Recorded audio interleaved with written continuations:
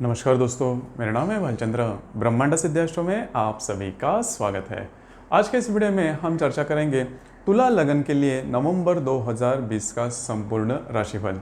कैसे होंगे ग्रह योग, कैसे होंगे ग्रहों के राशांतर और वो आपके राशि पर किस प्रकार से परिणाम करने वाले हैं, कौन से निर्णय आपको लेने हैं, कौन से निर्णय आपको टालने हैं, सभी के बारे में चर्चा इस वीडियो में हम करने वाले हैं। उसी प्रकार आपका स्वास्थ्य किस प्रकार का होगा, आपका आर्थिक स्तर किस प्रकार का होगा, आपके जो घर के लोग होंगे उनके साथ आपका मेलजोल किस प्रकार का होगा, अगर आप प्रेम में हैं तो आपकी जो लव लाइफ है वो किस प्रकार से आगे बढ़ सकती है। उसी प्रकार अगर आपका विवाह हुआ है तो आपके जो वैवाहिक जोड़ीदार हैं उनके साथ आपके पारिवारिक संबंध किस प्रकार के होंगे। उसी प्रकार आपका करियर किस प्रकार का होगा, सभी के बारे में चर्चा इस वीडियो में हम करने वाले हैं।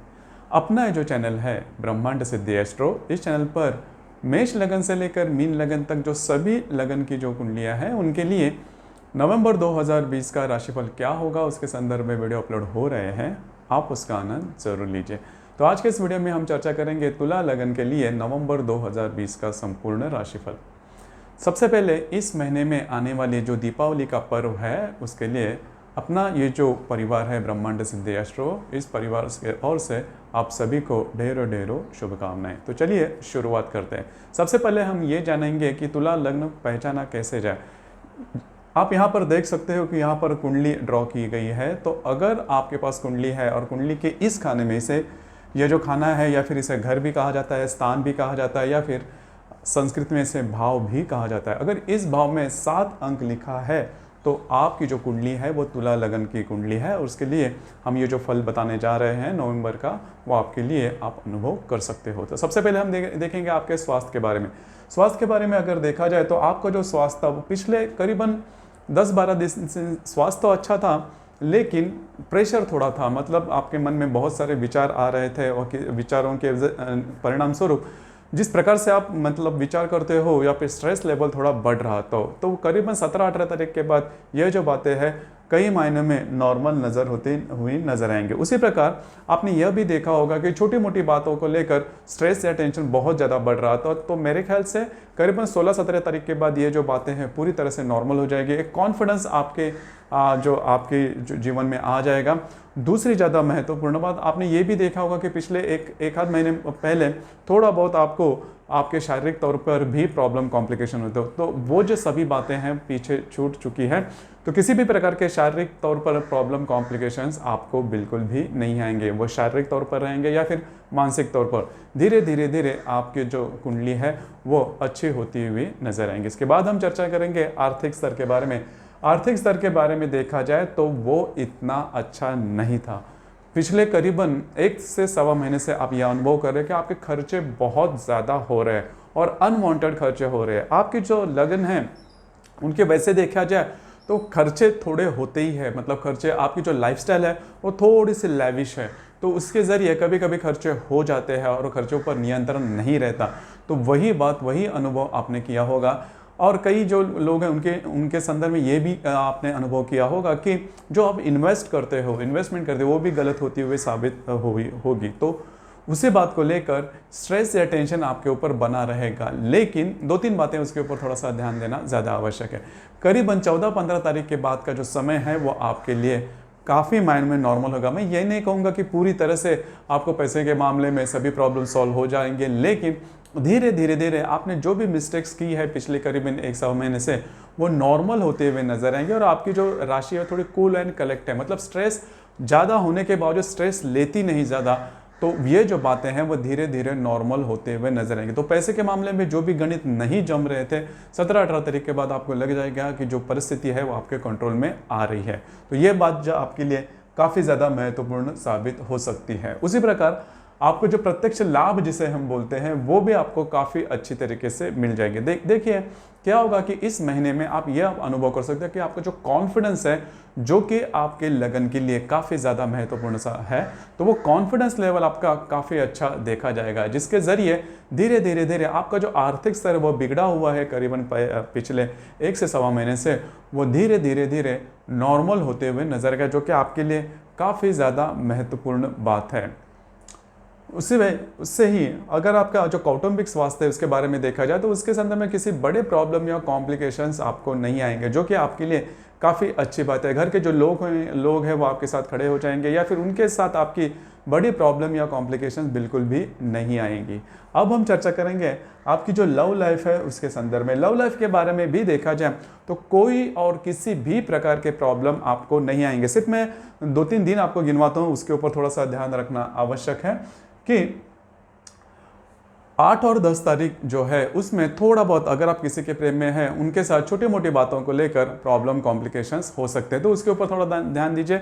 आपकी जो राशि, जैसे मैं पहले भी कह चुका हूँ कि थोड़ी कूल कलेक्ट है, बैलेंस राशि है, तो किस तरह से मामला है वो निपटाना है, किस तरह से उस पर कंट्रोल करना है, वो आपके जो कुंडली है या फिर आपका जो लगन है उसे काफ़ी अच्छे तरीके से आता है। बस स्वयं पे थोड़ा सा कंट्रोल रखिए, वो जो बात है ज़्यादा महत्वपूर्ण साबित होगी। उसी प्रकार अगर आपका विवाह हुआ है तो आपके जो वैवाहिक जोड़ीदार हैं उनके साथ आपकी नहीं बन रही थी, मतलब ये बात थोड़ी एक्सट्रीम लेवल तक भी गई थी।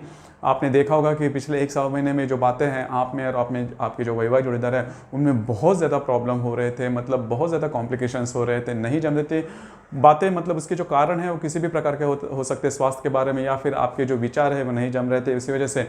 तो लेकिन अभी मतलब करीबन 16-17 तारीख से ये जो बातें हैं वो कई महीनों में नॉर्मल होते हुए नजर आएंगे और धीरे धीरे करीबन 1 आध महीने में पूरी तरह से नॉर्मल भी हो जाएंगे। तो कोई भी एक्सट्रीम स्टेप नहीं लेना, तो ये बात ज़्यादा महत्वपूर्ण हो जाती है, क्योंकि इस महीने के करीबन 14-15 दिन भी वैसे ही है कि थोड़ा बहुत ऐसी बातें हो सकती है, लेकिन खुद पर थोड़ा सा नियंत्रण रखिए, क्योंकि 15-20 दिन के बाद ये जो बातें हैं आप में और आपके जो वैवाहिक जोड़ीदारों में जो भी बातें चल रही है वो कई महीनों में नॉर्मल होते हुए नजर आएंगे। उसी प्रकार अगर आपका जो करियर है उसके संदर्भ में देखा जाए तो करियर के बारे में कई बातें हैं वो आपके लिए अच्छी हो जाएगी। हालांकि आपने ये भी देखा होगा जहाँ पर आप खास करके अगर आप नौकरी करते हो या फिर आप बिजनेस वगैरह करते हैं, खास करके नौकरी अगर करते हो तो वहाँ पर के जो लोग हैं वो आपके साथ अच्छे नहीं है, और या फिर उनके साथ आपके साथ ऑफिस पॉलिटिक्स वगैरह किया जा रहा है, आपके ऊपर काफ़ी ज़्यादा रिस्पॉन्सिबिलिटी वगैरह दी जा रही है, तो थोड़ा स्ट्रेस थोड़ा प्रेशर वहाँ पर आपको दिखाई देगा। लेकिन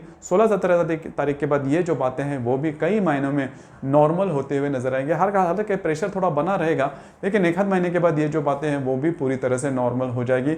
एक्सट्रीम डिसीजन नहीं लेना, आपकी जो जॉब है वो क्विट करना, छोड़ देना, ऐसी बात बिल्कुल भी नहीं करना, आप फंस सकते हो। तो ये बातें जो हैं ध्यान में रखना ज़्यादा आवश्यक है। अगर आप बिजनेस वगैरह करते हो तो उनके लिए मैं यही कहना चाहूँगा कि करीबन 16-17 तारीख अगर आप बिजनेस करते हो या फिर नौकरी करते हो, 16-17 तारीख ये जो 2 दिन हैं आपके लिए थोड़े बहुत स्ट्रेसफुल साबित हो सकते हैं। उसके ऊपर थोड़ा सा ध्यान दीजिए। जहाँ पर आप काम करते हो, नौकरी करते हो या फिर व्यवसाय करते हो, वहाँ पर की जो परिस्थितियाँ वो काफ़ी अलग थलग साबित हो सकती है। यह स्ट्रेस आपके ऊपर आ सकता है या फिर आपके लिए कुछ ऐसी बातें सामने आ सकती है कि आपके बारे में कुछ अलग ही किया जा रहा है, लेकिन खुद के ऊपर थोड़ा सा नियंत्रण रखिए, क्योंकि ये जो बात थोड़ी बहुत भी बढ़ती है तो आपके करियर के लिए प्रॉब्लमेटिक हो सकती है। तो ये बातें जो है, ये जो 2 दिन है 16-17, खुद पर नियंत्रण रखना ज़्यादा आवश्यक होगा। प्रत्यक्ष लाभ के बारे में अगर देखा जाए तो जो लाभ है, मतलब हम कई दफ़ा काम करते हैं, आपने अनुभव भी किया होगा कि आपने जो काम किया उस प्रकार से आपको उसके पैसे नहीं मिल रहे हैं, उसका मतलब जो ये होता है आउटपुट होता है वह नहीं मिल रहा है, लेकिन 17-18 तारीख के बाद ये भी आपके लिए काफ़ी अच्छा हो जाएगा। तो इन शॉर्ट देखा जाए तो पैसे के मामले में बहुत ज़्यादा आपको प्रॉब्लम कॉम्प्लिकेशंस आ रहे हैं या फिर आपके रिलेशनशिप के बारे में भी आपको बहुत ज़्यादा प्रॉब्लम आ रहे हैं। तो ये जो बातें हैं पैसे के बारे में, रिलेशनशिप के मामले में और जहाँ पर आपके करियर के मामले में, तो ये सभी बातें हैं वो 17-18 तारीख से नॉर्मल होते हुए नजर आएंगी। तो बिल्कुल स्ट्रेस बिल्कुल भी नहीं लेना, जो सभी बातें होती रहती है। और पहली महत्वपूर्ण बात, आपका जो नेचर है, आपका जो स्वभाव है वो काफ़ी कूल एंड कलेक्ट है। आप बहुत ज़्यादा अच्छी तरह से सोच लेते हो, तो उसी जो गुण को आपको आगे लाना होगा, वो क्वालिटी आपको आगे लानी होगी। इसकी वजह से 17-18 तारीख के बाद ये जो बातें हैं काफ़ी मायनों में नॉर्मल होते हुए नजर आएंगे। उसी प्रकार हम यह भी देखेंगे कि अगर आपने किसी से लोन वगैरह लिया है और वो लोन आपने चुका नहीं पा रहे हो या फिर पैसे नहीं चुका पा रहे हो, तो 16 और 18 तारीख के दरमियान उसके थोड़े स्ट्रेस आपको ज़्यादा बढ़ सकते हैं, उसके स्ट्रेसफुल सिचुएशन वगैरह आ सकते हैं, तो ध्यान रखना आवश्यक है। उसी प्रकार 26 और 28 तारीख के जो दिन है उसमें खुद पर थोड़ा सा नियंत्रण रखिए। आपके शारीरिक तौर पर थोड़े छोटे मोटे प्रॉब्लम आ सकते हैं, थोड़ा एक्सीडेंट वगैरह, छोटे मोटे कटना झेलना या फिर ये बातें होना, फ्रैक्चर वगैरह होना, ये बात हो सकती है आपके साथ। इसका जो कालावधि है 26 से लेकर 28 तारीख तक का है, तो उस पर थोड़ा सा खुद पर नियंत्रण रखना ज़्यादा आवश्यक होगा।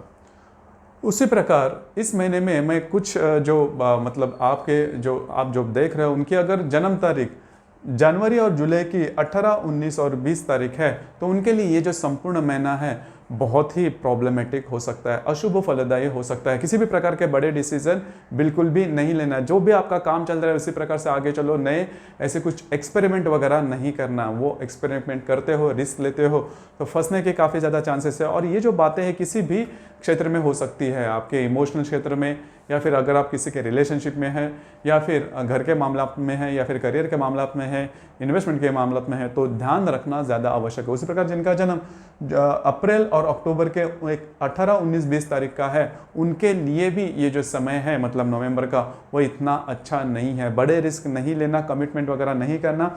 उसी प्रकार जिनका जन्म जून और दिसंबर के 10, 11 तारीख को है, उनके लिए ये जो संपूर्ण है इसमें फंस जाने के या फिर फंसाने जाने के चांसेस बहुत ही ज़्यादा बनते हैं। तो ध्यान रखना ज़्यादा आवश्यक है कि ये जो पर्टिकुलर जन्म तारीख है इनके लिए होगा क्या कि उनकी जो मानसिकता है उसमें काफ़ी बदलाव देखा जाएगा। ये रिस्क ले ले, या फिर बाकी लोग जिस प्रकार से रिस्क लेकर कुछ कमाई कर रहे हैं उस प्रकार से रिस्क ले ले, और वो अगर आप रिस्क लेते हो तो वो बात आपके लिए प्रॉब्लम वाली हो सकती है। तो ध्यान रखना आवश्यक है। बाकी लोग अगर रिस्क लेते हैं तो आप बिल्कुल भी नहीं लेना, क्योंकि वो बात आपके लिए सही साबित नहीं होगी।